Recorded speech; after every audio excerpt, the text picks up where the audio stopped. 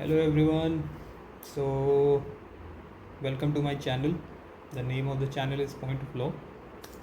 So this is my first video और मेरा M ये है कि मैंने जो कुछ भी सीखा है before joining into PSU bank and after joining into PSU bank वो सब मैं किसी तरीके से आप लोगों को पास ऑन कर सकूं, प्लस उसके साथ साथ जितना भी गाइडेंस, मेंटरशिप या लीगल कंटेंट जो कि काफ़ी कम है, मतलब क्वेश्चन बैंक्स और क्वेश्चन सीरीज, तो उसके regarding my aim is to cover that particular field. So something about me. I have joined PSU bank around 3 years back. I am a law officer in one of the PSU banks. और IBPS SO के through मेरा selection हुआ था. Marks वगैरह तो relevant नहीं है क्योंकि वो लोग रैंक्स वगैरह नहीं देते हैं. सो ठीक ठाक रैंक से हुआ था मेरा, आई थिंक. सो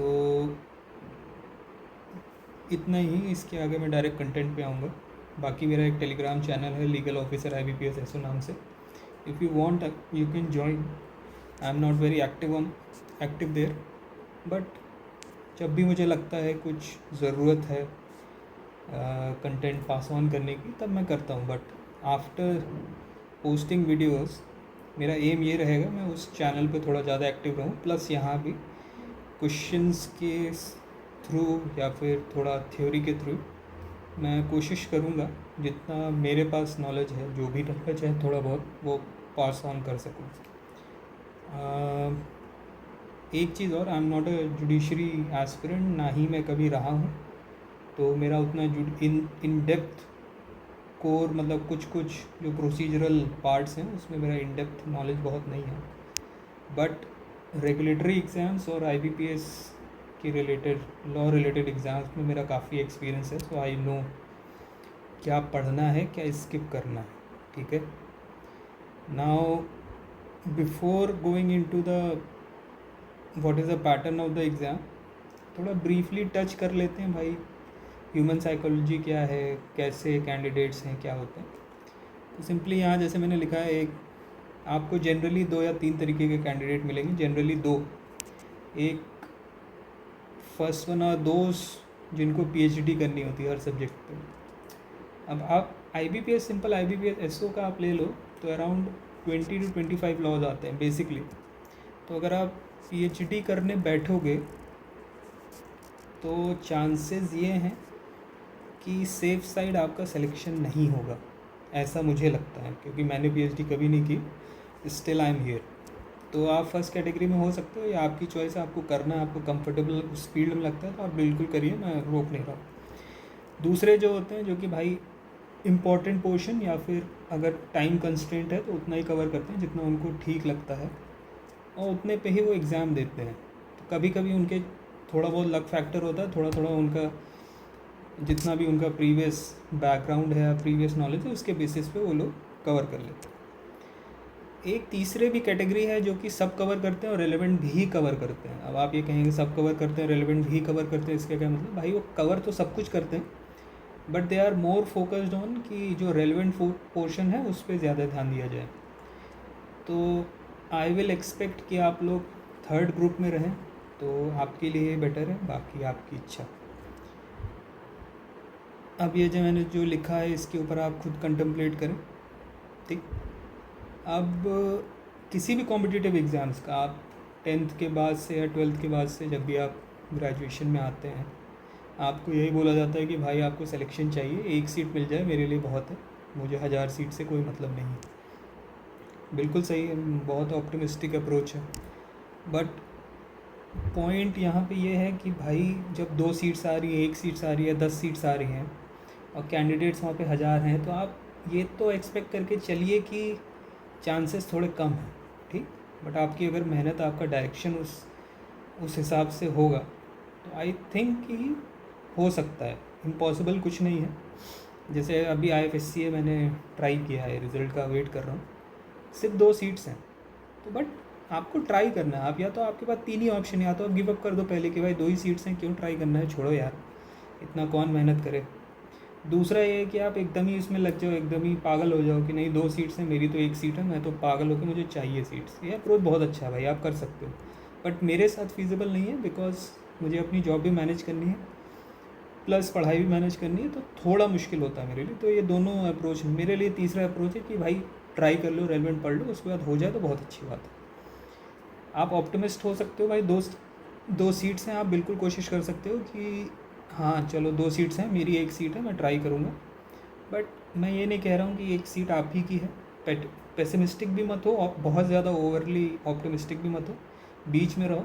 अपनी आपको पता है कि आप कितना पानी में हो, your preparation you know that very well.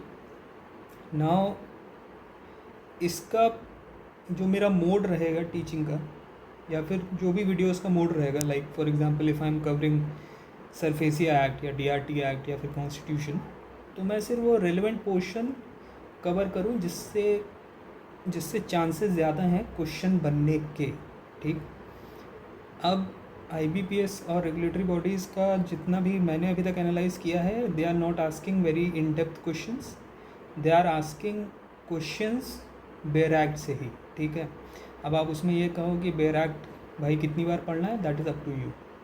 आप उसको 10 बार पढ़ लो, अगर आपको एक बार में समझ में आ रहा है बहुत ही अच्छी बात। ठीक, अब जैसे कॉन्स्टिट्यूशन में ले लो, आर्टिकल आपका पार्ट 1 हो गया, इंपॉर्टेंट है, पार्ट 2 इंपॉर्टेंट है, बट आप ये कहो कि सारे शेड्यूल सारे पार्ट सब कुछ इंपॉर्टेंट है, दैट इज़ फिर आप अपनी एनर्जी वेस्ट कर रहे हो, तो पॉइंट नहीं है। तो उसमें इंपॉर्टेंट सेक्शंस आप कवर करो, इंपॉर्टेंट सेक्शन मैं भी कवर करूँगा, उसके साथ एमसीक्यू के थ्रू कोशिश करूँगा कवर करने की। वो एमसीक्यू मैं अपने टेलीग्राम चैनल पे भी शेयर करूँगा, यहाँ भी लाइव शेयर करूँगा, प्लस जो पर्टिकुलर सेक्शन या आर्टिकल्स हैं उनके साथ रिलेट करूँगा। ठीक है, अब देखिए यहाँ पे मैंने जैसे बोला मेरा जुडिशियल बैकग्राउंड नहीं है, मैं कुछ एक्ट छोड़ूंगा लाइक क्रिमिनल लॉ, नए वाले criminal law plus companies act. Companies act मैं इसलिए छोड़ रहा हूँ, मेजर रीज़न उसका यही है कि भाई इसके लिए कंटेंट अवेलेबल है ऑलरेडी, मैं उसके ऊपर फिर से कंटेंट बनाऊँ इसका कोई पॉइंट नहीं है। मैं क्वेश्चंस बना दूंगा, बट इसका आप एक्सपेक्ट करो कि मैं वीडियो फॉर्म में बनाऊँगा, तो ये पॉसिबल नहीं है मेरे लिए।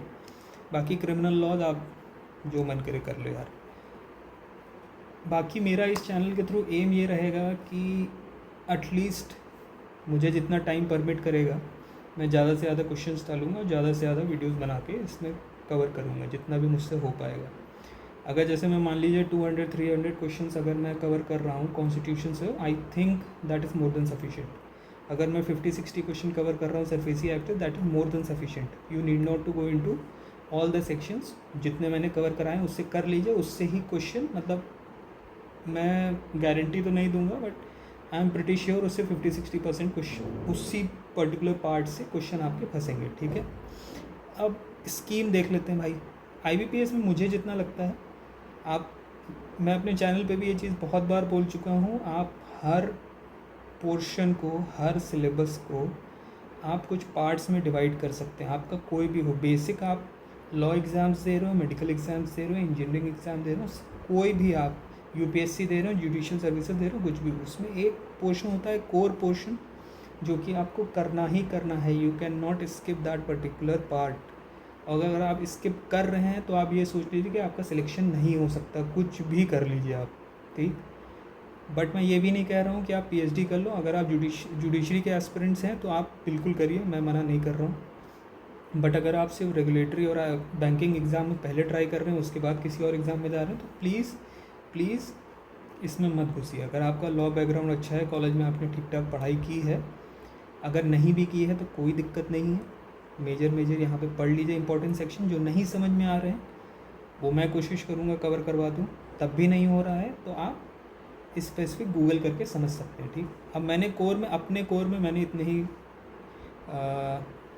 एक्ट्स डाले हैं या मैनुअल्स डाले हैं। पहला तो क्रिमिनल मैनुअल में आपने तीनों पार्ट हो जाएंगे, आईपीसी, सीआरपीसी और एविडेंस। अब ये पार्ट रिडंडेंट हो चुका है क्योंकि आपको रिप्लेस कर दिया है न्यू एक्ट से, तो न्यू एक्ट्स को आपको समझना है। बट न्यू एक्ट समझने में अगर आपको प्रॉब्लम नहीं होगी ज़्यादा, क्योंकि सिर्फ सेक्शन नंबर बदले हैं, कुछ सेक्शंस को ट्रिम किया। ठीक, सीपीसी हो गया, कॉन्स्टिट्यूशन हो गया। कॉन्स्टिट्यूशन इज़ नॉट मेरे हिसाब से is not a core subject, क्योंकि कॉन्स्टिट्यूशन अगर आप इंडिविजुअली भी पढ़ते हैं तो किसी से इंटरलिंक्ड नहीं है। जैसे सीपीसी आपका होता है, मतलब आपका टीपीए, सीपीसी और आपका sales of good, specific relief, ये सब कहीं ना कहीं इंटरलिंक हो जाते हैं। कॉन्स्टिट्यूशन का एज सच कहीं ज़्यादा इंटरलिंकेज नहीं है, ठीक। Contract act very important, specific relief act very important, transfer of property, negotiable instrument only for the purposes of banking exam it is important. Companies act very very important, हर साल 3 से 4 question आपके इसको मिलेंगे ही मिलेंगे। उसके बाद दूसरा पोर्शन मैंने रखा है इम्पॉर्टेंट पोर्शन, कि आप इसको कवर करेंगे ही करेंगे, इसको आप स्किप नहीं कर सकते। बट इम्पॉर्टेंट सेक्शन में देखिए, आपका अगर कोर कंप्लीटेड है, if you have completed your core subjects, then आप ये सोच लीजिए आप किसी भी एग्ज़ाम में बैठ सकते हो, इर्रेस्पेक्टिव वो किस भी है, बैंकिंग, रेगुलेटरी, इंश्योरेंस या फिर कुछ भी है। अगर आपका कोर कंप्लीटेड है तो आपको इम्पॉर्टेंट और मे स्किप में आप आराम से घुस सकते हो, ठीक। अब इम्पॉर्टेंट में मैंने टीपीए डाला है, टीपीए को मैंने कोर में भी डाला है, that is up to you, आपको टीपीए का कितना इन डेप्थ नॉलेज है वो आप उसमें घुसिए। सरफेसी क्योंकि मैंने इसमें इसलिए डाला है भाई, क्योंकि it is a exam specific. जैसे आप सेबी का एग्ज़ाम अगर देंगे तो देर आर सर्टन रेगुलेशन जो कि सिर्फ सेबी में ही पूछ रहे हो और किसी एग्ज़ाम में नहीं पूछ रहे हैं, तो आप इम्पॉर्टेंट में डालेंगे ना कि कोर में। डीआरटी एक्ट, आईबीसी मैं कोर में इसलिए नहीं डाला क्योंकि इसका वेटेज बहुत ज़्यादा नहीं है। कभी कभी वेटेज ये लोग बढ़ा देते 3-4 question, but in on an average 1 और 2 क्वेश्चन आर देयर। SRA भी आप इधर उधर कर सकते हैं। आर्बिट्रेशन इज़ लाइक अपने में ही कंप्लीट है, वो ज़्यादा मेहनत आपको नहीं करनी है उस पर। बहुत ज़्यादा इन डेप्थ जाना है तो आप जा सकते हो, बट उसका कॉस्ट बेनिफिट एनालिसिस मेरे हिसाब से बहुत अच्छा नहीं। पार्टनरशिप और LLP, इससे ठीक ठाक क्वेश्चन बन जाते हैं, क्योंकि LLP के साथ क्या है ना, कंपनीज एक्ट और LLP एक साथ चलता है, ठीक। अगर LLP से 3 क्वेश्चन पूछ ले तो कंपनीज एक्ट से 2 ही क्वेश्चन पूछेगा, तो ये चलता है, मैंने जितना अभी तक नोटिस किया है। Consumer protection act, limitation act, मैं कहूँगा आप इसको सबसे एंड में करो, क्योंकि इससे क्वेश्चन सही करने की गारंटी कुछ नहीं है, ठीक। उसके बाद टॉर्ट एक्ट हो गया, कंज्यूमर प्रोटेक्शन और टॉर्ट, कोई बहुत ज़्यादा रेलेवेंस नहीं है, चाहो तो स्किप कर सकते हो। उसके बाद थर्ड पोर्शन में मैंने डाला है कैन और मे स्किप, ठीक। पेमेंट एंड सेटलमेंट एक्ट, भाई कोई गारंटी नहीं क्वेश्चन आएगा। बैंकिंग रेगुलेशन एक्ट आपको पढ़ना है पढ़ लो, बहुत नहीं पढ़ा तो भी कोई दिक्कत नहीं है। ऑम्बड्समैन एक्ट कभी कभी क्वेश्चन आ जाता है। IT एक्ट से कभी कभी क्वेश्चन आ जाता है। RTI बहुत छोटा एक्ट है, चाहे तो कर लो। PMLA, FEMA, RBI और भी बहुत सारे एक्ट होंगे, हो सकता है मैंने कुछ स्किप कर दिए हों। अब मेरे हिसाब से देखिए, मैंने यहाँ पे नंबर भी लिखे हैं, I have written some numbers after the act, ठीक है। अब क्रिमिनल मैनुअल से आप जाओगे तो मिनिमम 3 क्वेश्चन आपके मिलेंगे ही मिलेंगे, मतलब मिनिमम 3 बोल रहा हूँ। ये 3 से 6 के बीच में रेंज वेरी करती है मेरे हिसाब से। CPC में 2 से 3 क्वेश्चन आएंगे, कॉन्स्टिट्यूशन में 2 क्वेश्चन, कॉन्ट्रैक्ट में 1 से 2, SRA में 1 से 2, TPA में 1 से 2, ऐसे ही चलेगा, ठीक। अब इसका अगर कैलकुलेट करेंगे तो आउट ऑफ 60 क्वेश्चन, मैं IBPS SO का बोल रहा हूँ, out of 60 question 32 to 35 question आपके इसी कोर और इम्पॉर्टेंट पार्ट में से ही आ जाएंगे, ठीक। अगर आपने इसको एक्यूरेटली 90% कर दिया तो आप ये समझिए आपके 50% मार्क्स तो आ रहे हैं, कहीं नहीं गए, ठीक। 50% मार्क्स आ रहे हैं just by covering these basic acts.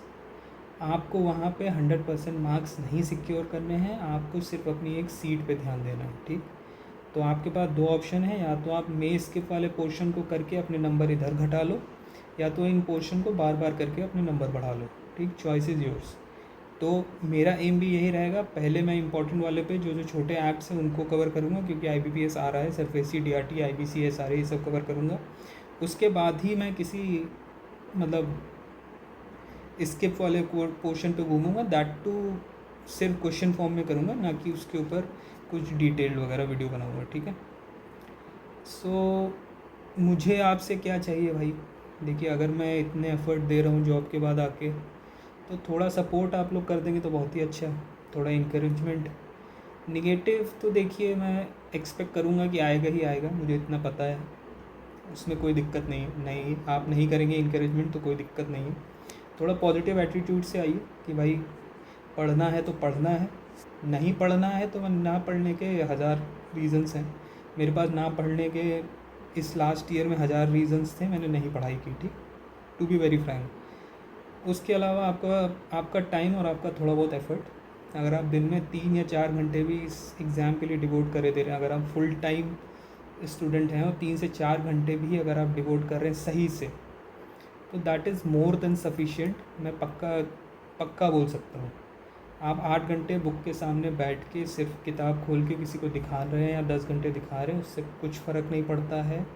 Deep down selection चाहिए, और सिलेक्शन के लिए आपको कॉन्सेंट्रेटेड स्टडी करनी पड़ेगी, ठीक है। आप चाहिए तो 10 एग्ज़ाम दे लीजिए, उसके बाद 10 बार एग्ज़ाम दोगे, 10 बार एक्ट पढ़ोगे तो आपका क्लियर हो जाएगा। या तो फर्स्ट टाइम में भाई कॉन्सेंट्रेटेड एफर्ट कर लो और क्लियर कर लो, that is up to you, ठीक। सो ब्रॉडली मैंने बता दिया मेरा कैसे रहेगा, क्या रहेगा वो सब। अभी मैं एक्ट डिसाइड करूँगा कि मैं कौन सा, वैसे मोस्ट प्रोबेबली मैं सरफेसी और डीआरटी ही एक साथ पढ़ूँगा। उसमें मेरे हिसाब से लेक्चर फॉर्म में नहीं होगा, but I will cover in, मतलब क्वेश्चन फॉर्म में बना के उसको लेक्चर फॉर्म में डाल दूँगा और पीडीएफ उसकी टेलीग्राम ग्रुप पे शेयर कर दूँगा।